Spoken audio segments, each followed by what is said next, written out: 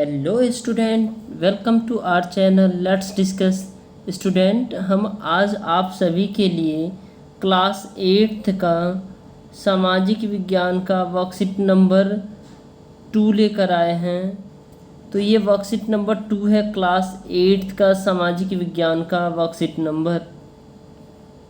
तो स्टूडेंट आइए इसे एक एक करके रीड करते हैं, फिर इसे बेहतर तरीके से समझते हैं और फिर इसका आंसर सॉल्यूशन भी मैंने प्रोवाइड कर दिया है।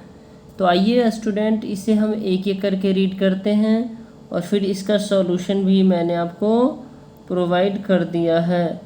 तो आपका चैप्टर है पार्ट 1 संसाधन। इसी संसाधन से ये क्या किया गया है, ये चैप्टर को लिया गया है। ये जो आपका वर्कशीट है और यह वर्कशीट 18/9/2020 के लिए है। तो आइए इसे एक एक करके स्टडी करते हैं। देखिए, वर्कशीट 1 में हमने जाना था कि वैसी सभी चीज़ें जिनकी कुछ उपयोगिता अथवा प्रयोज्यता होती है वे संसाधन कहलाती है। अर्थात हमने वर्कशीट फर्स्ट में जाना था स्टूडेंट, जो उसमें जो कोई भी जो ऑब्जेक्ट है, ठीक है, जिसकी कुछ उपयोगिता होती है वे सारे संसाधन हैं। ठीक है, इस उपयोगिता का कोई आर्थिक मूल्य हो ये आवश्यक नहीं है। जैसे एक मनोरम भूदृश्य का कोई एक आर्थिक महत्व नहीं है, लेकिन वही धातु या जीवाश्म ईंधन का आर्थिक मूल्य होता है और दोनों ही हमारे लिए महत्वपूर्ण है। अब स्टूडेंट, धातु और जीवाश्म ईंधन का आर्थिक मूल्य होता है, दोनों लिए हमारे लिए महत्वपूर्ण है। कैसे है, आइए इसे हम देखते हैं। तो यहाँ कुछ पदार्थों के नाम दिए गए हैं, जैसे मिट्टी, खिलौना, वाहन, जंगल, पुल, रेल, खनिज, पर्वत, सड़क, इमारतें, कोयला, फर्नीचर, पेट्रोलियम, प्राकृतिक गैस, सूर्य का प्रकाश आदि। तो आइए इसमें एक एक करके हम समझते हैं। देखिए यहाँ क्या है। अब क्या आप इन्हें भी कुछ पदार्थों में अलग अलग मतलब आपके परिवेश में उपलब्ध है तो उनकी उत्पत्ति के आधार पर दो समूह में वर्गीकृत किए। प्राकृतिक संसाधन से प्राप्त होने वाले मिट्टी है, मानव द्वारा प्राप्त होने वाले खिलौने हैं। ठीक है स्टूडेंट, अब पहले कॉलम में हमारे द्वारा दिए गए प्रश्नों के उत्तर दीजिए। क्या ये हमारे लिए उपयोगी है? पहली कॉलम मिट्टी, यहाँ या नहीं? यस, हमारे लिए उपयोगी है। इन पदार्थों में क्या एक जैसी बात है? प्रकृति का उपहार या मानव द्वारा निर्मित? बिल्कुल, दोनों में अलग अलग जैसी अलग है, लेकिन उपयोग हम एक करते हैं इसका।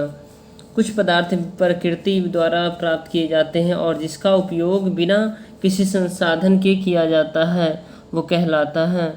कुछ प्राकृतिक संसाधन कहलाता है। अब क्या सभी प्राकृतिक संसाधन एक जैसे होते हैं? आइए पता करते। प्राकृतिक संसाधन को निम्न 2 वर्गों में वर्गीकृत किया गया है। वैसे पदार्थ जो प्रकृति में असीमित और शीघ्रता से नवीनीकृत हो जाते हैं, जैसे मिट्टी, वन, ये प्राकृतिक संसाधन। वैसे पदार्थ जिनका भंडारण सीमित है और वो जो नवीनीकृत में होने में हजारों वर्ष लग जाते हैं। आइए अब हम यहाँ पे देखते हैं। जो उपरोक्त अवलोकन पर से हमें कह सकते हैं कि कुछ प्राकृतिक संसाधन जो प्रकृति में असीमित मात्रा में उपलब्ध है, शीघ्रता से नवीनीकृत हो जाते हैं और नवीकरणीय संसाधन कहलाते हैं। वहीं पर कुछ प्राकृतिक संसाधन जिसका भंडारण सीमित है, खत्म होने वाले हैं, इन्हीं पुनः पूरित होने में हजारों वर्ष लग जाते हैं, उसे अनवीकीय संसाधन कहते हैं। अर्थात वो संसाधन जिसको हजारों वर्ष लग जाते हैं, उसको पुनः उस संसाधन को दोबारा प्राप्त करने के लिए तो उसे अनवीकरणीय संसाधन कहते हैं। वैसे इस बात का ध्यान रखना चाहिए कि नवीकरणीय संसाधन का लापरवाही से प्रयोग करने पर वो भी खत्म हो सकते हैं, जैसे कि जल या मिट्टी। जल और मिट्टी असीमित मात्रा में उपलब्ध है, लेकिन इसकी लापरवाही से ये क्या हो सकता है, एक दिन जो है ना उपयोग करने पर ये भी प्रयोग के लायक नहीं रह जाएंगे। तो स्टूडेंट, ये रहा था आपका वर्कशीट। अब एक एक करके मैं इसके सॉल्यूशन को डिस्कस करते हैं। पहला क्या है, प्राकृतिक संसाधन क्या है और इसके कुछ उदाहरण बताइए। तो देख पा रहे हैं,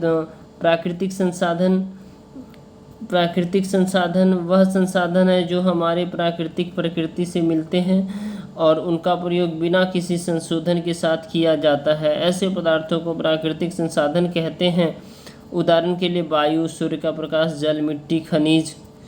ठीक है स्टूडेंट, अब हम क्वेश्चन नंबर 2 देखते हैं। नवीकरणीय एवं अनवीकरणीय संसाधन के बीच उदाहरण अंतर स्पष्ट कीजिए।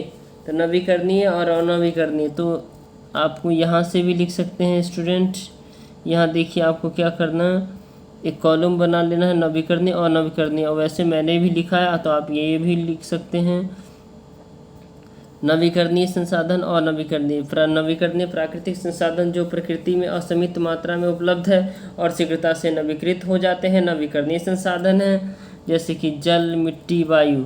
अनवीकरणीय संसाधन प्राकृतिक संसाधन में जो प्रकृति में सीमित मात्रा में भंडार है और ख़त्म होने वाले हैं और इन्हें पुनः पूरित यानी फिर से जो है ना इसको रिसाइकल नहीं किया जा सकता, होने में 1000 वर्ष लग जाएंगे। और किया भी जा सकता तो बहुत समय लग जाएंगे, जब तक हम लोग तो पता नहीं है जो है ना कितने जो है ना वंश हमारे आते जाते रहेंगे। ठीक है, लगेंगे। और अनवीकरणीय संसाधन कहलाते हैं, जैसे खनिज, पेट्रोलियम, इसका जो है ना नवीकरणीय का जल, मिट्टी और वायु है। अब क्वेश्चन नंबर स्टूडेंट 3 देखते हैं। निम्न प्राकृतिक संसाधनों को नवीकरण, एक सेकेंड, आप यहाँ देख पा रहे हैं, निम्न प्राकृतिक संसाधन को नवीकरणीय और अनवीकरणीय संसाधन में वर्गीकृत कीजिए। कोयला, वन, लोहा, जल, सूर्य का प्रकाश, पेट्रोल, वायु। तो आइए इसे एक एक करके देखते हैं। नवीकरणीय संसाधन वन, जल, सूर्य का प्रकाश, वायु है। अनवीकरणीय संसाधन कोयला, लोहा और पेट्रोलियम है। क्वेश्चन नंबर 4 है स्टूडेंट। मीठे पानी के स्रोत के खत्म होने के बाद पृथ्वी पर जीवन विषय पर एक कहानी लिखिए। तो मैंने अपने तरफ से कहानी लिखा, आप अपने तरफ से लिखिएगा। ओके स्टूडेंट, तो मैं सो रहा था, सपना देख रहा था, जल ही जीवन है, लेकिन उसी वक्त 2050 में मैं पहुंच गया और प्यास लगी और मैं पानी पीने गया, लेकिन मटका में पानी ख़त्म था। मैं प्यास से तड़प रहा था। इसी दौरान क्या हुआ स्टूडेंट? इसी दौरान हमारी नींद खुल गई और मैं रोने लगा। तभी मेरी मम्मी और पापा जी बोले, बेटा रो क्यों रहे हो? मैंने बोला, पापा जी मैं सपने में 2050 में पहुंच गया और मैं प्यास से तड़प रहा था।